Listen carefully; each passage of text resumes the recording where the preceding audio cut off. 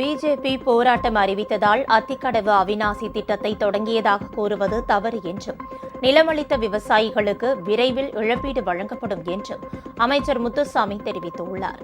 அத்திக்கடவு அவிநாசி திட்டத்தில் 3வது நீரேற்று நிலையம் வரை பிரதான குழாய் அமைக்க நிலம் கையகப்படுத்த தாமதம் ஏற்பட்டதாக அவர் வெளியிட்டிருக்கும் அறிக்கையில் அமைச்சர் விளக்கமளித்துள்ளார். ஓரளவு தண்ணீர் வந்த பிறகு சோதனை நீரோட்டம் நடத்தி அதில் குழாய் உடைப்புகளை கண்டறிந்து சீரமைத்து கீழ்பவானி வாய்க்காலில் தண்ணீர் திறக்க காத்திருந்து இத்திட்டத்தை செயல்படுத்தியதால் தாமதம் ஏற்பட்டதாகவும், பிஜேபி போராட்டம் அறிவித்ததால் திட்டத்தை தொடங்கியதாக கூறுவது தவறு என்றும் அவர் கூறியுள்ளார்.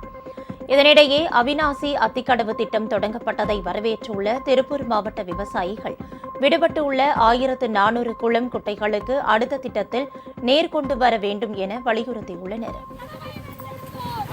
எந்த இடத்திலிருந்து போராட்டத்தை தொடங்கி இன்றைக்கு அந்த குளத்துக்கு நீர் வந்து கொண்டிருக்கிறதோ அங்கிருந்து மீண்டும் ஒரு கோரிக்கை தமிழக அரசுக்கு மெத்த பணிவன்போடு தெரிவித்துக் கொள்கிறோம். விடுபட்ட 1400 குளம் குட்டைகளுக்கு அடுத்த திட்டத்தில் உடனடியாக போர்க்கால அடிப்படையிலே விடுபட்ட குட்டைகளுக்கும் இந்த திட்டத்தை விரிவுபடுத்த வேண்டும் அல்லது புதிய திட்டத்தின் மூலமாக அந்த குளம் குட்டைகளுக்கு நீர் கொண்டு வர வேண்டும் என்று தமிழக அரசிடம் மெத்தப்பணி அன்போடு எங்களுடைய கோரிக்கை வைத்துக் கொள்கின்றோம். உங்கள் ராஜ் நியூஸ் தொலைக்காட்சியில் திங்கள் முதல் வெள்ளி வரை தினந்தோறும் பிற்பகல் 2 மணிக்கு உங்கள் பகுதியில் உள்ள குறைகளை நேரலையில் தெரிவிக்கும் புகார் பெட்டி நிகழ்ச்சி.